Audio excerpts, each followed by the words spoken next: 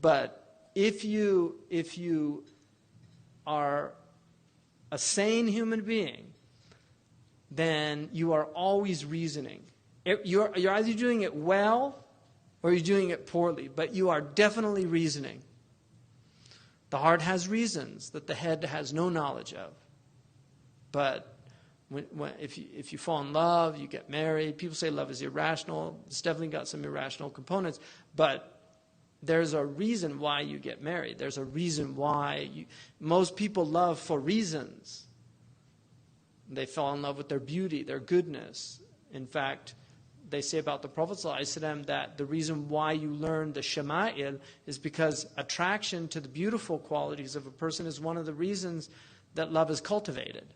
So just reading about him, he was very beautiful. He was physically a very beautiful person. He was the most beautiful of men. And everything was balanced with the Prophet. He had beautiful hair. He had very wavy black hair. It wasn't curly, it wasn't straight, because everything about him is balanced. So even his hair was balanced.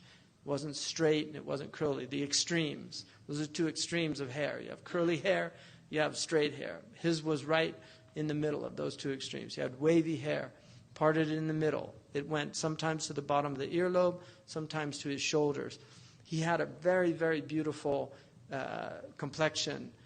They said it was like the moon. And I asked one of my teachers, we were watching a harvest moon rise, and it was that beautiful color that's not white, it's off-white. It's like a wheat color.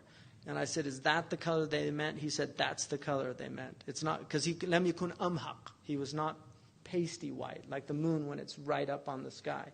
No, he had a reddish tint to his complexion. He had beautiful eyes. He had very, very white.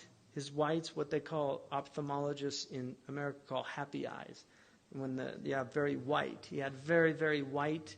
The whites of his eyes were very white. And then he had very striking dark eyes that were penetrating. He had a beautiful aquiline nose, which is an aristocratic nose in many, many cultures. An aquiline nose is seen as a beautiful nose. And one of the reasons that's called aquiline is because it's aqna in Arabic, but in English they call it aquiline because it's like the akila, the eagle. An eagle has a very beautiful. I once saw an eagle perched on a fence outside my house, and I just watched it for a little while, and I realized the eagle completely is aware that it's an eagle. If you observe an eagle, even for a short amount of time, you will see that an eagle is so aware that it is superior to every other bird. And the way it just looks around like, I am not afraid of anybody or anything. It's just got this amazing. And so the Arabs love eagles, and they name their children after them. And they're very, very noble birds, but they have these beautiful aquiline beak.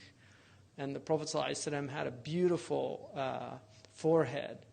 And he had he had broad shoulders, he was very strong. And he had a very small, light hair that went down.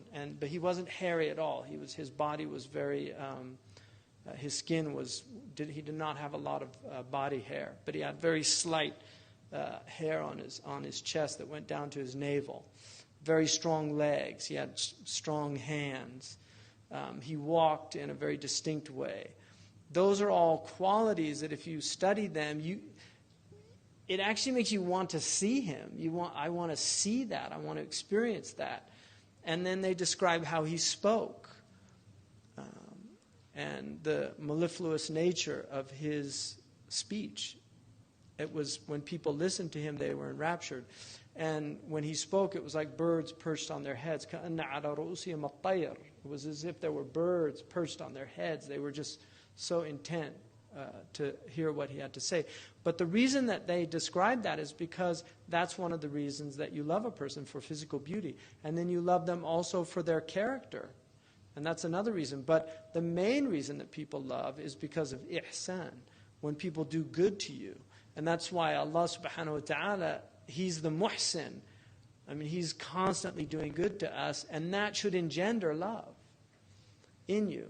And so love has reasons. There are reasons why we love. It's a rational thing as well.